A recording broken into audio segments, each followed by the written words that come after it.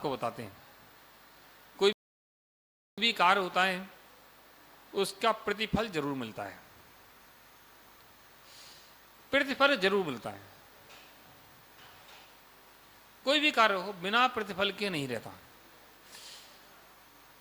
आपने श्रीफल भगवान के सामने चढ़ाया, कभी सोचा श्रीफल चढ़ा दिया, द्रव्य चढ़ा दी, उस द्रव्य को दोबारा हम उसको छूते भी नहीं। क्यों? उसको चढ़ाने से ऐसा क्या उसमें लग गया कि उसको छूते नहीं है। हमारे एक शब्द आता है निर्माल्य द्रव्य है। निर्माल्य द्रव्य को कभी छुआ नहीं जाता है, उसका उपयोग हमारे लिए नहीं होता है।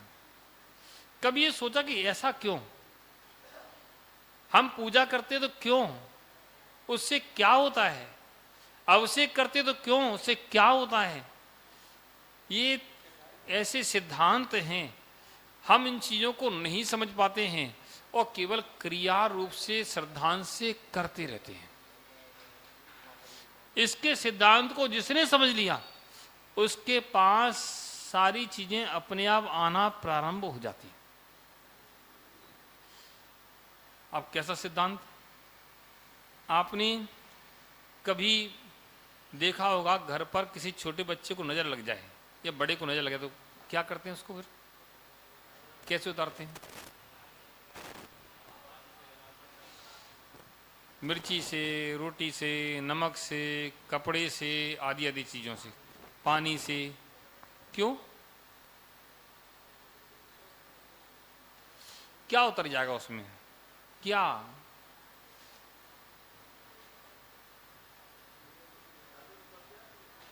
है? आ जाती क्या? आ जाते हैं ऐसे क्या? ओहो, ये सब चीजें कोई झूठी नहीं है, सब वास्तविक हैं।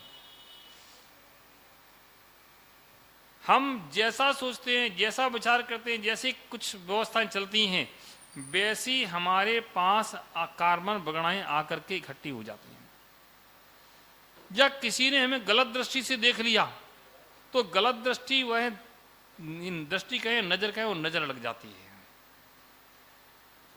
वो नजर लग जाती है। देखने से अच्छी नजर या बुरी नजर, जिसको आज की भाषा में ऊर्जा कहते हैं, हमारे शास्त्रों की भाषा में कर्म वर्गणाएं कहते हैं, शास्त्रों की भाषा में कर्म वर्गणाएं कहते हैं, आज की भाषा में ऊर्जा कहते हैं, और लौकिक भाषा में जिसको नजर कहते हैं। क्या कहते हैं? नजर। समझना, सिद्धांत कुछ ऐसे हैं जो हमारे ज्ञान में नहीं होते हैं, हम लोग करते हैं। अब वह हमने कोई रोटी का टुकड़ा लिया, कुछ लिया, नमक लिया, इसको 7 बार उसे उसार करके बाहर फेंक दिया या कुछ भी डिस्ट्रॉय कर दिया उसको। ये एक सिद्धांत है। गलत नेगेटिव ऊर्जा जो इकट्ठी हो रही थी हमारे शरीर के आसपास, उसको निकाल करके बाहर फेंक दिया, नजर उतर गई। अब पॉजिटिव ऊर्जा, भगवान की प्रतिमा में पॉजिटिव ऊर्जा होती है। भगवान की प्रतिमा में पॉजिटिव एनर्जी होती है। भगवान की प्रतिमा में जब भगवान की प्रतिष्ठा की जाती है तो उसमें सूर्य मंत्र, प्राण प्रतिष्ठा मंत्र, सूर्य कला, चंद्र कला आदि मंत्रों से भगवान को प्रतिष्ठित किया जाता है। अंकन्यास विधि होती हैं, कितनी क्रियाएं होती हैं। तो भगवान की प्रतिमा में इतनी ऊर्जा संचित हो जाती है, इतनी ऊर्जा संचित हो जाती है कि दिन रात वह ऊर्जा निकलती रहती है, दिन रात निकलती रहती, दिन रात। सुबह सबसे पहले जो गेट खुलता है उसको ऊर्जा का बहुत बड़ा स्रोत मिलता है भगवान का। अब ले पाए इस ऊर्जा को ग्रहण करने का भी सिद्धांत है। मटके को उल्टा रख दोगे तुम, पानी की कितनी धार छोड़ो तो क्या मटके में पानी भरेगा? क्या नहीं भरेगा। ऊर्जा तो है, अगर उसको मटका हमारा सीधा नहीं है तो उसमें पानी भरेगा क्या? बहुत सारे सिद्धांत हैं हमारे ज्ञान में नहीं है। हम लोग जानते नहीं, करते समय क्रियाएं बहुत करते लेकिन जानते नहीं क्या है। दूसरे लोग उसका लाभ उठा रहे हैं, हम लोग नहीं ले पाते। भगवान के मंदिर में अभिषेक क्यों करते हैं, शांति धारा क्यों करते हैं? केवल श्रद्धान मात्र से पूरा लाभ नहीं मिलता है। सिद्धांत के साथ में हमें यह भी ज्ञान होना चाहिए कि इस ऊर्जा को हम ग्रहण कैसे करें। ऊर्जा तो निकल रही है, जैसे ही तुम मस्तक पर धारा छोड़ते हो, ऊर्जा जो निकल रही होती है, या कहना चाहिए करंट बन रहा था, नहीं करंट को प्रभावित करने का स्रोत नहीं था। आपने जैसे ही कल से धारा छोड़ी तो वह स्रोत बहने लगा, और आपने क्या किया, फिर घंटा बजाया।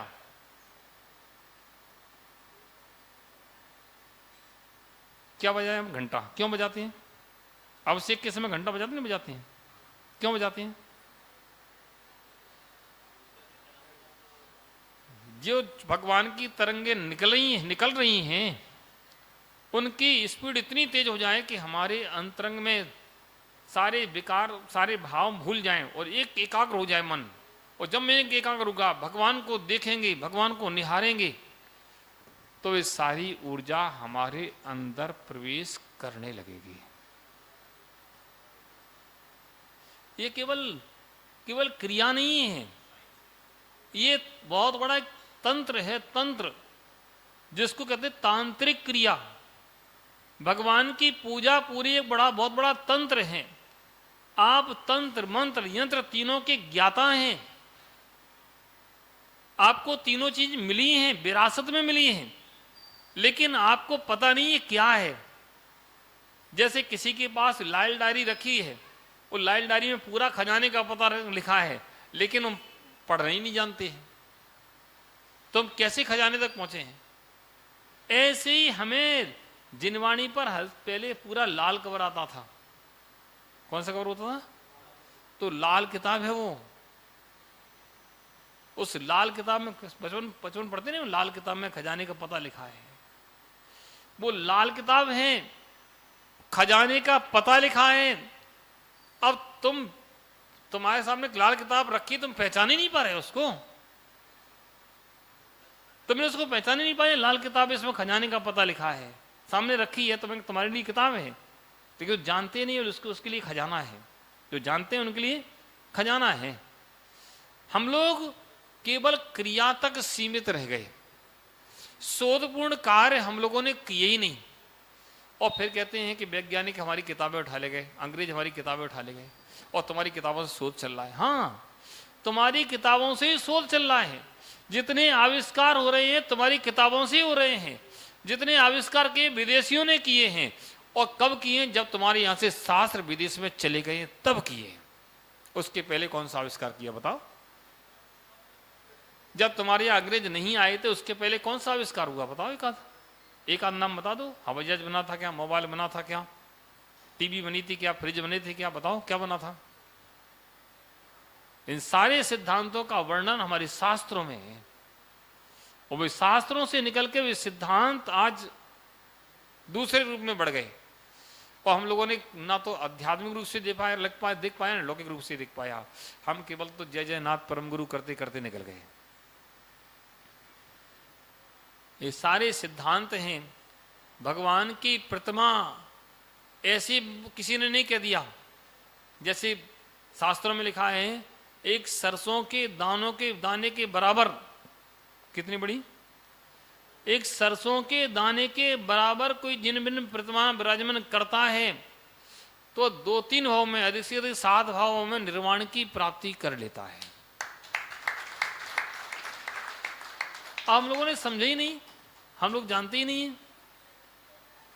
हाँ, भगवान विराजमान करने का पुण्य मिलता है, इतना जानते हैं। कितना जानते हैं? भगवान विराजमान करने से पुण्य मिलता है, शांति धारा करने से पुण्य मिलता है। ये प्राथमिक क्लास की भाषा है। कौन सी क्लास की? प्राथमिक क्लास की भाषा है। हम लोग इसके आगे नहीं समझ पाते कि इस भाषा में और क्या छिपा है, कैसे पुण्य मिलता है, कैसे हम इस भगवान की ऊर्जा को ग्रहण करें, कैसे भगवान की ऊर्जा को ग्रहण करके हम लाभ ले सकते हैं। पहले ना कैंसर होता था, ना डायबिटीज होती थी, ना शुगर होती थी, ना ब्लड प्रेशर होता था। कुछ होता था क्या? सुना कभी? आज से 100-150 साल पहले सुना कभी है? नहीं कहा, तब पैदा ही नहीं हुए महाराज, जानेंगे कैसे? आप इतिहास उठा के देखो, वैदिक शास्त्रों को उठा के देखो, कल्याण कार्यक्रम ग्रंथ है, उसमें विधियां दी हैं, सारी चीजें, दवाइयां का विधि दी है पूरी, अपने जैनाचार्य द्वारा लिखे थे। कहने का तात्पर्य है कि जो बीमारियां होती भी थी तो उतनी ही होती थी, क्योंकि उस समय लोग ऊर्जा के सिद्धांत को जानते थे, ग्रहण करना जानते, भगवान के मंदिर में प्रवेश करते थे तो वह ऊर्जा को संग्रहित करते थे। प्यारे बंधुओं, हम इन सब चीजों को समझें और फिर भगवान का अभिषेक करें, फिर भगवान की शांति धारा करें। अपने कह दिया, बोलते हैं ना, अब मृत्युम छिंदी छिंदी भिंदी भिंदी, तो क्या हुआ? वह वर्गणाएं उसी रूप में निकली और उस रूप में निकल करके हमारी आत्मा के प्रदेशों के साथ में वह संगठित हो गई। शांति धारा केवल मंत्रों का पढ़ना नहीं है, जो जो एक एक मंत्र लिखा है वो सारे मंत्र प्रभावशाली हैं। हम पढ़ रहे हैं, उन बीजाक्षरों के साथ में भगवान के मस्तक पर धारा जा रही है, उन सबका अपना एक प्रभाव है। और अपने प्रभाव क्षेत्र ओरा क्षेत्र में तुम खड़े हो, और ओरे क्षेत्र में खड़े होने के बाद उसका प्रभाव अगर तुम्हारे अंदर नहीं आ पाया तो हम तुम्हारा बहुत बड़ा दुर्भाग्य है। जब भी भगवान का अभिषेक को हाथ जोड़ लेना, शांत हाथ जोड़ लेना, सब कुछ भूल जाना, केवल भगवान को निहारना। केवल क्या करना? भगवान को निहारना। अभी आप लोग बहुत अज्ञानी हैं और आप लोगों को अभी सारी चीजें आप लोगों को सिखाना है। आप लोगों को सीखना नहीं सीखना है? किन किन को सीखना है? लगभग सबको ही सीखना है। ये सब चीजें सिखाएंगे। इसकी एक कार्यशाला चालू होगी 5, 6, 7 अक्टूबर को। 1000 सीट उसमें रहेंगी बैठने के लिए और उतने ही लोग बैठेंगे। हम लोग रोज बीमार होते हैं, डायबिटीज की दवाई डॉक्टरों ने दे दी और जीवन भर डायबिटीज दवाई खाते रहो कि खाना ही पड़ेगी। किसी ने कहा खाना पड़ेगी।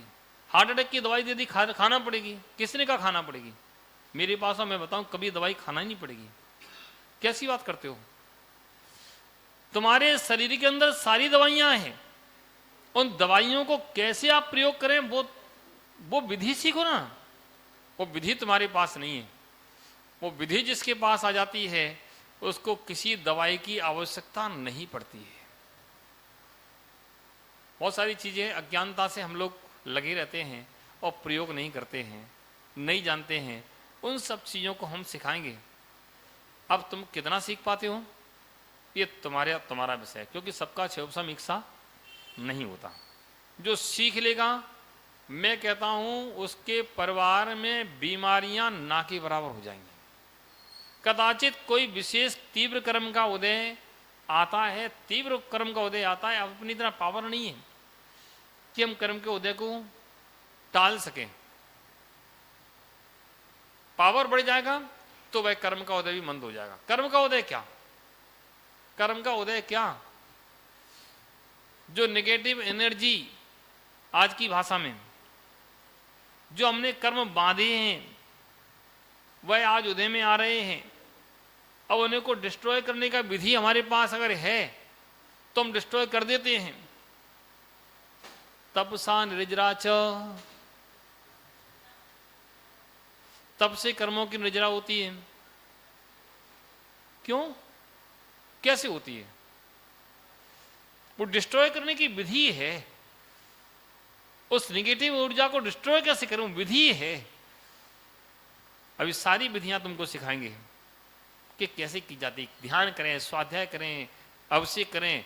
उन अभिषेक की इस क्रिया में ही तुम इतना एनर्जी प्राप्त कर लोगे, इतनी एनर्जी प्राप्त कर लोगे कि तुम्हें कहीं जाने की जरूरत नहीं पड़ेगी। इतनी एनर्जी तुम्हें मात्र अभिषेक और पूजन से, सुबह भगवान के मंदिर में 15 मिनट, 20 मिनट, 1 घंटा, आध घंटा बैठने से तुम्हें इतनी ऊर्जा मिल जाएगी कि तुम्हें कहीं भटकने की आवश्यकता नहीं पड़ेगी। बस उस विधि के थोड़े सा ज्ञान तुम्हें करना पड़ेगा। वो ये सब सिखाएंगे कि कैसे हम करें, है ना। 6, 7, 8, इसलिए 5, 6, 7 अक्टूबर मैं कहता हूं आपके परिवार में 5 सदस्य, 5 के फार्म भर देना।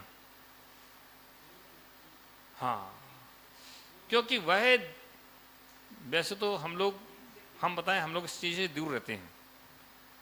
हम लोगों ने बहुत सी चीज़ें सीखी हैं।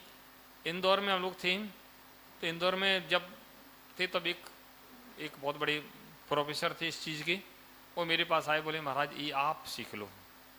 मुझे नहीं सीखना। नहीं महाराज आप सीख तो लो, मेरी भावना है आपको सिखाने की। तो मैंने सिखा दो भाई। प्रतिदिन 8 घंटे, पौने घंटे समय देते थे। उनकी फीस थी उस 2015 में 5,000 रुपये एक मरीज को देखने की। कितनी थी? फ्री में नहीं करते थे वो। एक मरीज को देखने की 2015 में 5,000 फीस थी। अब कितने कीमती आदमी होंगे वो, उनके पास समय नहीं था, लेकिन फिर भी अपने आप कह करके उन्होंने मुझे समय दिया और 5-6 महीने समय दिया। मैं वहाँ चातुर्मास के बाद भी रुका।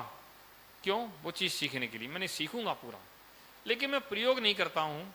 अब प्रयोग करने लगूंगा तो यहाँ तो मुझे अपने लिए समय नहीं, मुझे अपने से ही फुर्सत नहीं है। संघ की क्लासें, हमारे संघ में बहुत सारी एक्टिविटी चलती रहती है। आप जब भी आओगे तो क्लास ही चलती मिलेगी। जब भी स्वाध्याय होता मिलेगा, स्वाध्याय सामायिक में साधु बैठे मिलेंगे। क्यों? हम लोग इसके लिए निकले हैं, पर का भला उतना ही जितना अपना भला न बिगड़ पाए, है ना। अपने ही भला बिगड़ जाए तो पर का भला करने से क्या लाभ। लेकिन 3 दिन आपके लिए होंगे। मैं चाहता हूँ इस कला को आप सीखें। 3 दिन में पूरी विधि तो नहीं सिखाई जा सकती, लेकिन बताया जा सकता है कि ऐसा जाए। उसके बाद भी अगर कोई सीखना चाहेगा तो उसके लिए थोड़ा सा समय हम कभी कदाचित अवसर होगा तो निकाल के देंगे। लेकिन 3 दिन में मुझे पता है कि इतना दे देंगे, कोशिश करके इतना दे देंगे। उन 3 दिन में आप इतना समझ जाएंगे हमें क्या करना चाहिए। फिर जिज्ञासाएं समाधान चलते रहेंगे। आप जब जैसा कोई पूछेंगे तो प्रश्न उत्तर आपको हम बताते रहेंगे कि ऐसा क्या करना चाहिए, कहाँ कौन सी दिक्कत आती है। नहीं, हम बताएंगे क्या करना चाहिए, वो सब बताएंगे, है ना। तो ये सब अभिषेक पूजन व्यर्थ नहीं है। अभिषेक पूजन व्यर्थ नहीं है। इन सब का परिणाम मिलता है ना। वो कैसे मिलता है सब चीज़ सीखेंगे।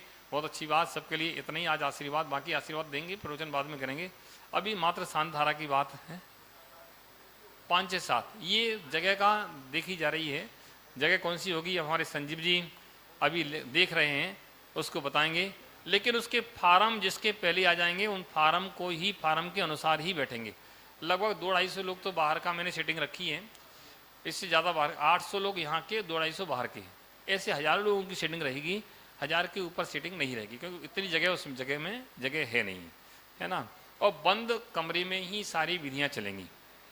टेंट नहीं लगेगा उसके लिए, बंद हॉल में चलेंगे। ऊर्जा का जो स्रोत है बाहर ना जाए। इतने लोग साधना करेंगे। 3 घंटे की साधना चलेगी। उन दिनों में आप लोगों को अभिषेक भी भगवान का जल्दी करना पड़ेगा, क्योंकि 7, 6:30 बजे आपको पहुंचना पड़ेगा। 7 बजे उसके गेट बंद हो जाएंगे। फिर कोई कहे कि गेट खुल जाए तो दरवाजे के अंदर आप कोई नहीं जा पाएंगे। कितना कोई वीआईपी नहीं, कितना बड़ा वीआईपी हो, 7 से 10 में किसी का प्रवेश नहीं है। कितना बड़ा वीआईपी हो, 7 से 10 में कोई कार्यक्रम नहीं कर रहे अपन वहां, कार्यक्रम नहीं कर रहे हैं वहां। वो कार्यक्रम नहीं है, वो एक कार्यशाला है। वहां अपन को सीखना है, विधि का प्रयोग कर रहे हैं। कोई वीआईपी आए 7 के पहले आए और बैठे, है ना। 3 घंटे कितना वीआईपी हो, कितना बड़ा वीआईपी हो, प्रधानमंत्री भी आ जाएं तो आप 7 बजे आइए और 10 बजे जाइए। कदाचित आप बीच में आते हैं तो शांति से आओ, बैठो, चले जाओ। उनका स्वागत सम्मान भी कुछ मंच से संभव नहीं होगा। कोई क्या माला पहना दें, नहीं होगा, कुछ भी नहीं होगा। हमारे अपने लोगों को भी कोई सम्मान करना चाहे, नहीं होगा। उसमें मात्र अपनी सिर्फ इस क्रिया की ही चर्चाएं चलेंगी। दूसरा तीसरा कोई काम नहीं होगा। हाँ, लास्ट में किसी के सम्मान, लास्ट एक कार्य हमारा समाप्त हो जाए, उसके लास्ट में हम कर सकते, वो चीज़ अलग है व्यवहारिक दृष्टि से। लेकिन बीच में कोई क्रियाएं नहीं चलेंगी। ये सब बातें हैं, इसलिए बहुत अच्छी बात है आप लोग बढ़िया भगवान की शानदार करें। और अभी एक बात आई थी, हमारे संजीव जी कह रहे थे महाराज बरासों की बात आप क्यों नहीं बोलते हो, बरासों में